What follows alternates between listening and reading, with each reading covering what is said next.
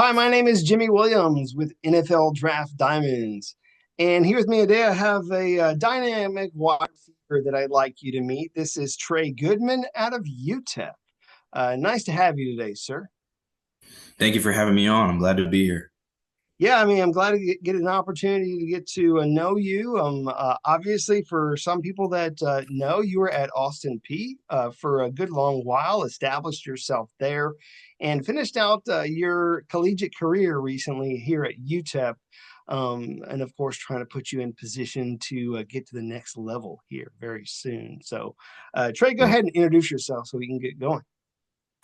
How's it going, everybody? Trey Goodman, pleasure to meet you. Originally from Atlanta, Georgia. Like you said, went to Austin Peay out of high school. Just transferred to UTEP this past year for my final season. Wide receiver, originally played quarterback. So just glad to be here. Thank you for Draft Diamonds and Jimmy for having me on.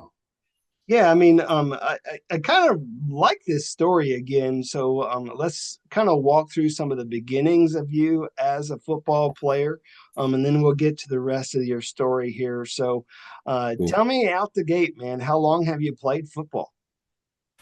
I started playing football when I was 6. So what am I now? 22. So 16 years. Fair enough. So 16 years. And as you briefly mentioned, was actually a quarterback for a good long while, but I don't know if maybe you were a quarterback out the gate when you were a tiny little guy. So Mhm. talk to me about the early days of you playing this sport, maybe even at some other positions you might have played there at the beginning.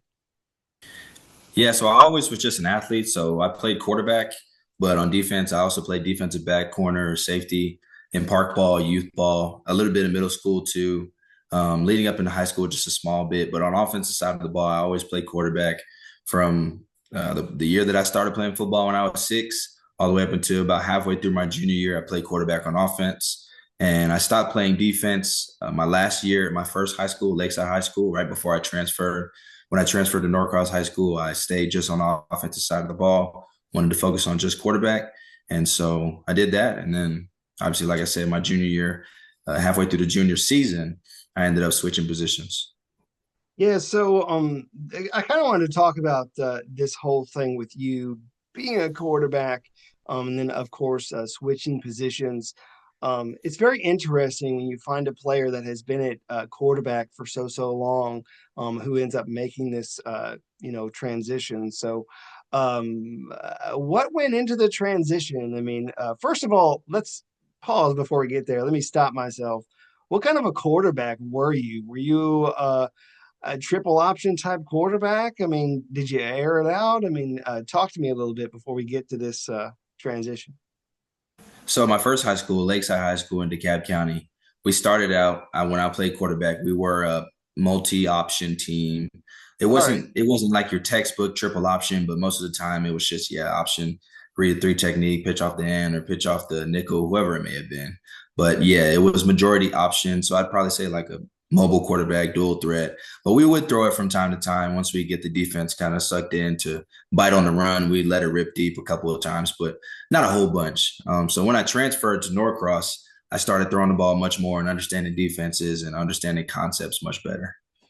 Yeah, and for what it's worth, I do feel like your history as a quarterback helps you as a wide receiver because, I mean, Yeah, again, you're totally. looking at things from a different perspective. You know, having to really break down defenses and put yourself in a good position Yeah. to be successful to get open for now your quarterback who's throwing to you. So, Right. um, talk through the transition and how that happened. So I was in a quarterback competition at Norcross, and originally like had a great spring, had a great summer. So I transferred there halfway through spring of my sophomore year. All Had a right. great spring, played well in the spring game, had a great summer, played well in the summer 7-on-7s, summer practices, some workouts, all that. Earned the respect of my teammates, understanding the scheme and the offense and those sort of things. I won the starting job going into our season opener. They called the Corky Kell Classic. It's played in Georgia and I'm sure you know, it's played in Georgia in the Mercedes-Benz Stadium, what used to be the Georgia Dome. So I won the job there, won the starting game. We were playing against Walton High School, and I played okay. I didn't play well enough to help the team win, but I played decent. And so I won a starting job, didn't perform the greatest, and pretty much got benched for the next couple games. Hmm. So we went on a 4-game losing streak. We won one game and then lost another. So that we were halfway through the season, and there was a point where we were 1-5, and I've been sitting on the sideline for the past 6 weeks. And so I kind of was trying to not get frustrated in that time, but understand that God has a plan, and whatever's supposed to be happening is. And so with a lot of prayer and really just trusting Him, like I knew that he told me, like I knew that I was too athletic to just be sitting on the sidelines, and I know that I can contribute to the team in whatever fashion that may be. So I spoke with my coaches, talked about switching positions. They opened that avenue to me. I ended up switching positions. So I started really taking that seriously, learning the ins and outs of playing a receiver, playing the position, understanding my routes and how to run my routes, and sort of did the route tree and different concepts and these sort of things, and really just becoming a guru for the position. And so going after halfway through my junior year, I switched positions, ended up starting the last 3 games my high school or my junior year at receiver, was second team all region, honorable mention for all county. So I go into my senior year playing receiver. I'm a starting receiver. And so I have a great year, first team all region, first team all county, honorable mention for all state, and get recruited to Austin Peay. And then, from then on out, the rest was history. I'm still playing this position, still learning, still continuing to grow in my walk and understanding how to play the position and how to, really be effective at my build as a receiver. Yeah, I mean, for what it's worth, if we're being fair, I mean, certainly not every high school quarterback gets the opportunity to do that at the collegiate level. And so it is very often that we see guys transitioning to some other position on the Right. football field. And it is often enough that we see athletes as yourself transition to, a skill player position. And so, Mhm. we want to still get the ball in your hands. We realize that you can do a lot with it, especially in space. And so, Mhm. hey, I feel like it really has worked out for you, making that transition to wide receiver. So out of high school, you get an opportunity to go to Austin Peay. So talk a little bit about the early days of you as a collegiate athlete. Again, trying to become a college football athlete, and getting yourself sort of, I don't know, into that groove of things. If there's any people there at Austin Peay that sort of helped you with that transition, feel free to name drop. Yeah, so the process of, kind of getting acclimated into being a student athlete at the collegiate level, it definitely wasn't an easy task. But there were a lot of people along the way that helped me. A couple of big that I want to shout out. Obviously, Coach Walden, who's a head coach who recruited me, but Coach Silvoy as well. They really helped develop me my freshman and going into my sophomore year as a player, but not only as a player, but more so as a person and someone who's not just a football person, not just a football player, but also a man of God and also a student in the classroom.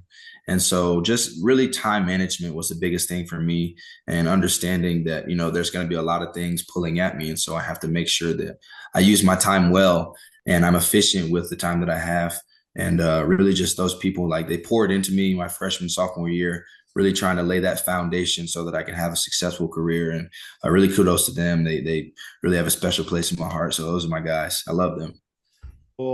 So there at Austin Peay, you did eventually become the guy, the number one guy there. Led your team in, receiving, and ended up being named first team all conference there in 2023. As you're closing up your time there with Austin Peay, putting you in a position where, hey, let's maybe take a chance on ourselves and throw our name in the transfer portal and see what happens. And so, talk to me about how you ended up there at UTEP. Yeah, so like you said, I had a great season. You know, not to discredit any of our other guys, like we had a special year that year. I mean, we had Trey Shackelford, number 4. He's at Washington State right now. Cam Thomas, who's also here at UTEP. They both had special seasons.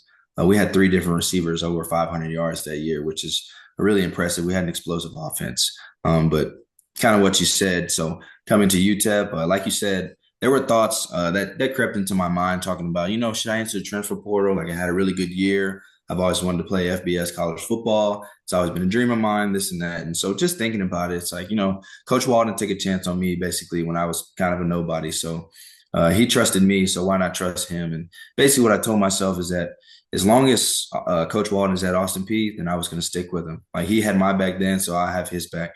And so when he got the job here at UTEP, and I kind of had a decision to make, to stick around or to enter transfer portal and try and go somewhere else, or just come with him to UTEP if he had a spot for me. And so he's a man of integrity. He told me that he'd have my back. He told me that he'd pour into me. And so as I got in the transfer portal, communicating with him, he told me that he had a spot for me, that there was available, and it just didn't feel right playing my senior year for anybody else. And so I came out to El Paso with him to establish a culture and finish out my college career. Yeah, I mean, relationships matter in this game, Oh yeah, for it's nice sure. that you're able to stick with the same guy, Yep. because you already understand each other. He understands, what type of player you are. So, Hmm. and knowing how to utilize you as a wide receiver. So, um, talk to me about how you have been utilized as a wide receiver. Can you talk to me a little bit about maybe where you line up, like your particular role? Can you walk me through maybe what you feel it, helps you as a player? Yeah. So kind of just taking you through my 4 years. My freshman year, I'm got a decent amount of reps as a receiver, but I was mostly just a special teams guy. My heart was on teams. I was just, contributing how I could to the team. And my sophomore year, when I get into it, I'm playing majority slot, majority of that like RPO kind of guy, the guy that gets open in the middle, finds the grass in those zones, and understands how to get open for the quarterback and make a room for himself. And so I had a lot of success there. I really did enjoy that. And junior year, coach told me that they were going to move me outside, which kind of was a little bit of a shock to me considering I had success my sophomore year being that shifty slot guy, making people miss an open space and finding grass, that route runner. And so when I switched over to the outside, I just, kind of went into it with an open mind. Like I really had only played outside a little bit at Norcross. So this is kind of really my first experience doing so. And so when I get to the outside, I love it, almost more than I loved it at the slot. So coach continues to bring me up. Shout out to Coach Sampson. He was my receiver coach when I moved to the outside and, teaching me a lot of the ins and outs of getting off press because that was a big thing for me. Like I really hadn't gone off press a whole bunch, but working on my releases and getting off press and stacking and getting to my routes and those sort of things. But really being able to win out there on that island. Because when you're out on the outside, that's it. For the most of the time it's mano a mano, man on man. And so you really just got to be able to win on that island. At the end of the day, you got to come down with the ball. However, you make it happen. So being on the outside receiver, really understanding the route tree and a different concept from the outside really helped me not only figure out how to play outside receiver, but now I have the knowledge that I already have from playing slot. So I know what he's about to run and I know what I'm going to run. So it kind of helps me understand both sides of it. And I really do appreciate coach for moving me outside because I mean, that was like we talked about in 2023, that was where I had my most success. I had a lot of shots downfield, averaged almost 22 yards a catch. And that definitely was a testament to how explosive our offense was. But just to your point of being on the outside, like it really was something that opened my eyes in the receiver aspect. Yeah, I mean, obviously a very explosive receiver there. And as you had kind of mentioned before, at least your early days being on special teams, you've also proven yourself a good asset as a special teams return specialist. And so I know you've been able to, maybe get out there occasionally whenever, coach gives you that opportunity and really do something with it. If it means anything, it means that they trust you in space with the ball. And some of the things that you really shared there about you and your growth is you have grown a lot as a receiver. I mean, learning it early on, utilizing the slot, utilize on the outside, and so um, I don't know if we're really there yet. If we're being honest with ourselves, I mean, I feel like the potential is. Still maybe not even within our grasp yet. So very interesting to see, you continue to grow as you're moving into. Appreciate it. So, um, Thank you. So let's kind of talk through some of this stuff, that we've sort of briefly mentioned. I want to talk about that 2023 season actually for you guys there at Austin Peay. Again, 9-3 record, had a great year for you. I mean, you had mentioned that offense very explosive, a lot of receivers, you know, eating, getting the ball. So exactly. And you yourself did great. Do you want to walk through a couple games, one with your time at Austin Peay, and then one from this past season with UTEP? So, as I was kind of looking through that season, I was trying to think, well, which one of these games do I feel like he's going to want to talk about the most? And I was like, well, maybe this North Alabama game. That seems Oh, like a pretty good game to talk about because he had probably one of his best games there. He had mhm. 5 receptions, 129 yards, a touchdown. That game was just insane. That score was so damn high, dude. It was like a basketball Yeah. score. So, do you remember that outing? Oh yeah. I'll never forget that one. That was homecoming, baby. I'll never forget that one. That was awesome. Um, we yeah, so we had a really they we kind of had a, not that our offense isn't always explosive, but we had a very explosive emphasis that week. And I mean, we came out there and we were pretty much firing on all cylinders. Like I said, it was our homecoming. We packed out the stands. We had a crowd. The year before, we went toe to toe with them, and we knew that it wasn't going to be a tough game. So we had to get out early and hold that. And so we came out firing. First drive of the game, actually, for our first drive of the game, we have a couple penalties. We're backed up. Believe it was on the 13-yard line, and we throw a shot, which is my first reception of the game, and it's 87 yards down the sideline, all the way to the house, which actually was the record for the longest reception in the UAC Mm. in 2023. And so, I mean, from that point on, we came back on the sideline. Me and my quarterback, Mike DeLello, we were like, oh, yeah, let's do it, man. This is about to be one of those games. And so we go out there and shoot. Heck yeah, it was one of those games. I mean, it just felt like we couldn't miss. There actually were a couple times.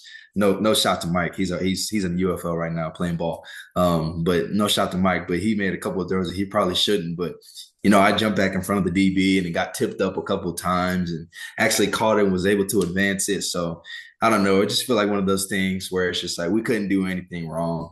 And that was definitely one of our explosive games. But it was more so anything like a fun game. It just felt like, we were out there playing football. Like it was backyard ball again. We were just tossing it around, enjoying ourselves and really just enjoying the moment. So that definitely was a fun game. I didn't realize I had 5 for 123. That was crazy. I didn't realize it was that much, but yeah, it was fun. Yeah, high octane offense. You guys winning 49 to 39 in that game. Um, Yeah. Also wanted to highlight a game from this past season, which probably your best outing this past Mhm. season. You ended up going, what is it, Kennesaw State. You guys went to double overtime, Yeah. and came out the victors in that one.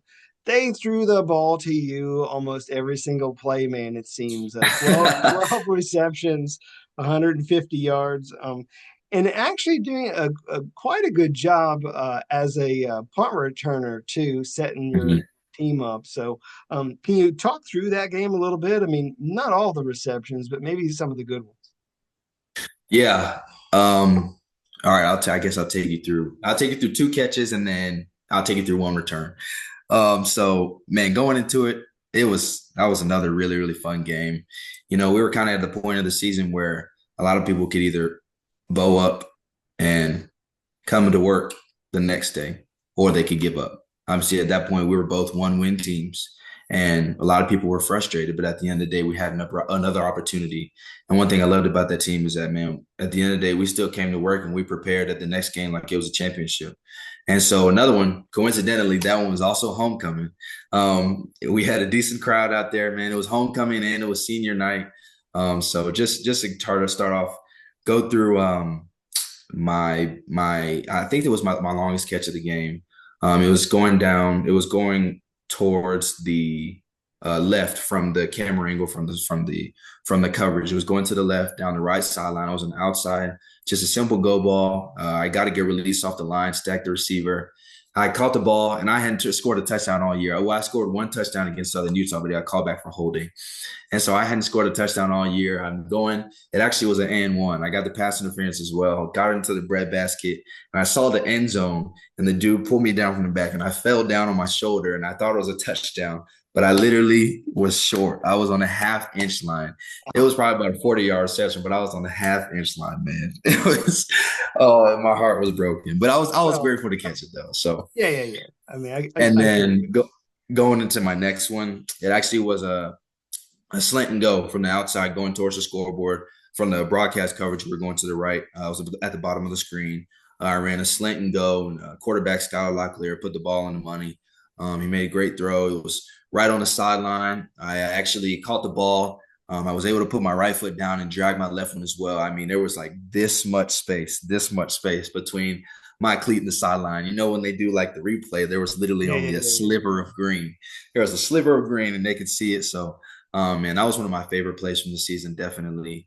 And that was about a 40-yard reception also. And then going to my long punt return, man, I mean, we were clicking on all cylinders. Like you go back and look at that play, you got guys like Trey Dunston, Ashton Nickelberry, Jalen Jones, all of them are, they're selling out to just so I can have a little bit of fame and just so I can find a hole and get open and have the explosive return that I did. I actually don't remember how long that return was, maybe like yeah. 50 62 yards. yards. Okay, 62. So yeah, I mean, I called the ball and I made a cut and then it just parted. Like my guys, they used the techniques that we've been teaching and everybody just did their job. Like we always like to say everybody did their 111. And it just so happened that my 111 on that play was to find the hole and hit it. And so I did my part and man, it was explosive. Like I said, man, that was another fun game. And just like the last one, it just felt like we were out there playing ball. Nobody was thinking too hard. We were playing backyard football and getting into it. So that definitely was a fun game and one that I'll remember forever for sure. Gotcha. Again, just a couple of a couple of games that I felt, really just kind of showcased your ability to be a dynamic player, a very influential player, who can really contribute in a lot of different facets. Again, as a return specialist, as as a receiver, on the inside, as a slot, on the outside, as well. Deep threat, of course, as you had mentioned, in at least one of those catches. So. Want to move on.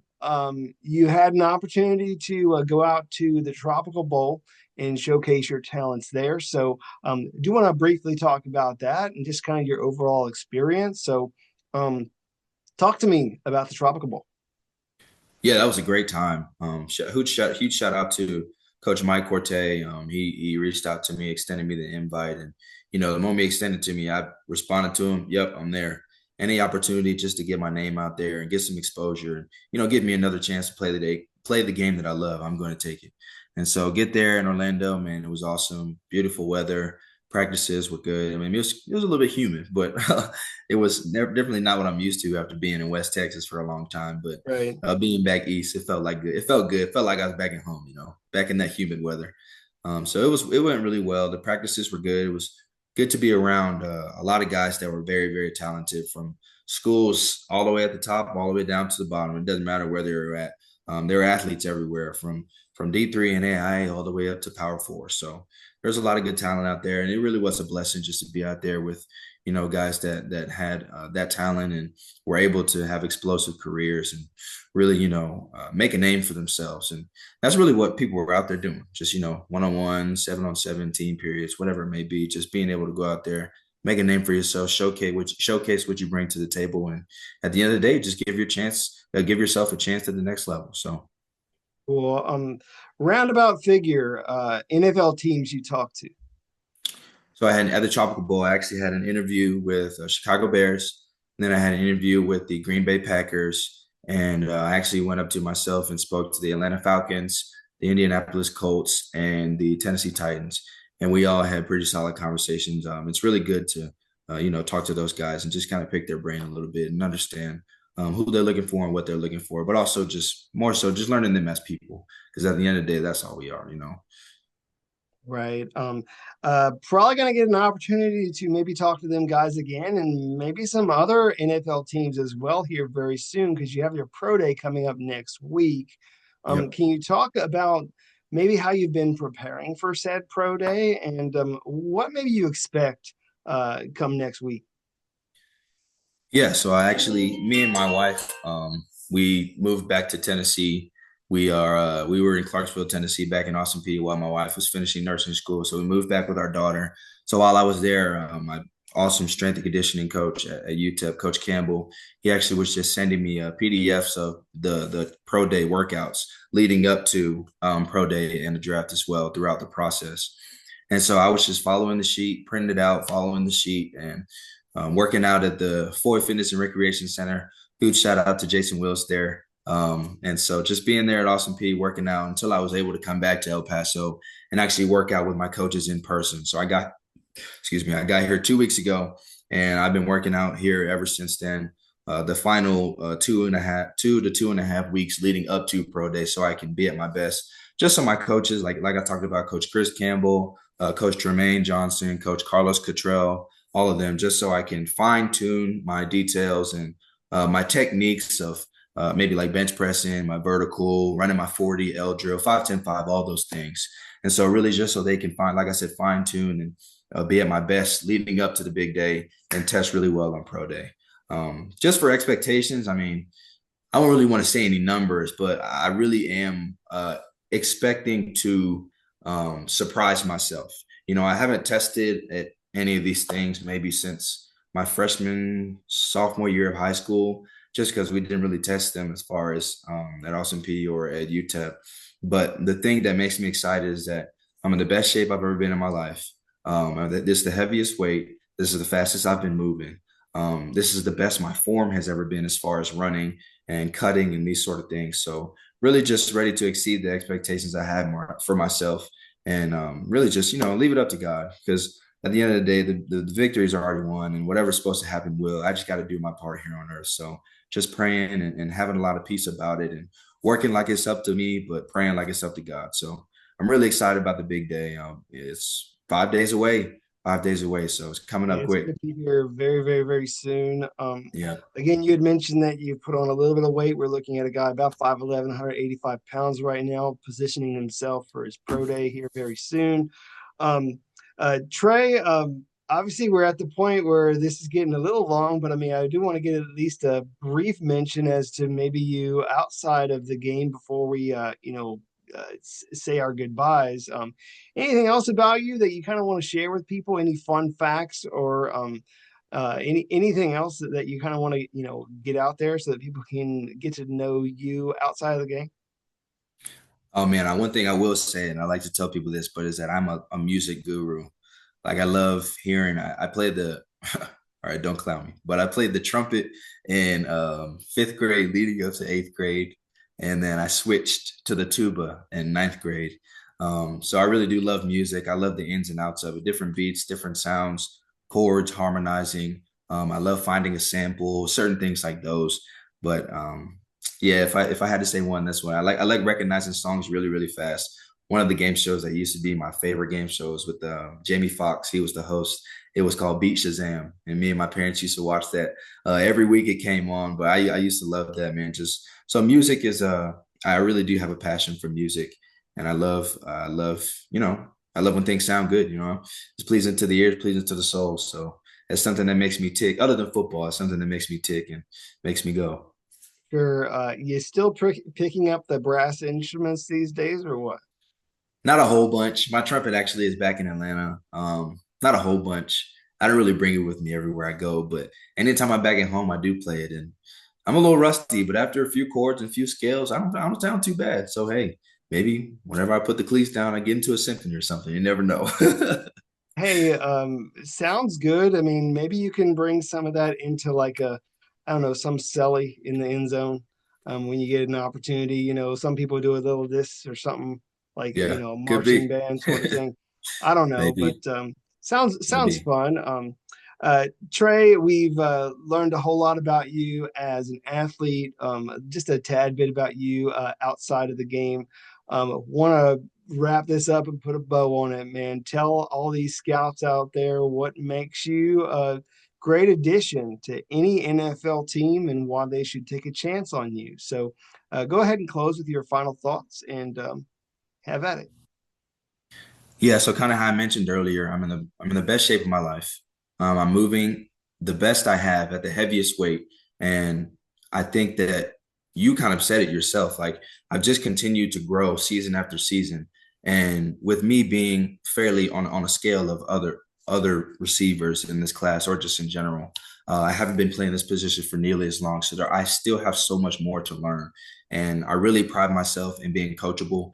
And when you ask me what, sets me apart, I said the way that I can learn and apply. A lot of people ask me what I do best. Well, the answer for me is not necessarily anything on the field. And what I do best is I take things from the meeting room, I take coaching, I learn, and I apply. And I feel like at the end of the day, it's an investment for someone to take a chance on me, whether that's drafted, undrafted free agent, mini camp invite, even if it's not the NFL, CFL, UFL, whatever it may be. It's an investment to take a chance on this player, and I feel like my return on investment is as high as can be, because my ceiling, I mean, I feel like we can't even see, like it just continues to grow. And I feel like I continue to grow as a player and learn more about the game, learn more about myself. And so I really just think that what sets me apart and what will allow me to get on radars and help whatever organization I do end up at. It's just how willing I am to put my head down and work and really help the team in whatever fashion it looks like. Because obviously we're all chasing one goal, and that's to be successful, and that's to win as a unit. So, Gotcha. Definitely a man who's got a professional mindset right now, looking for his opportunity very soon. yes, Trey, sir. want to wish you very best of luck in this process. All right, buddy? Thank you so much, Jimmy. I appreciate it. Sure, sure thing. Once again, I got with me Trey Goodman, wide receiver out of UTEP. Check this dude out.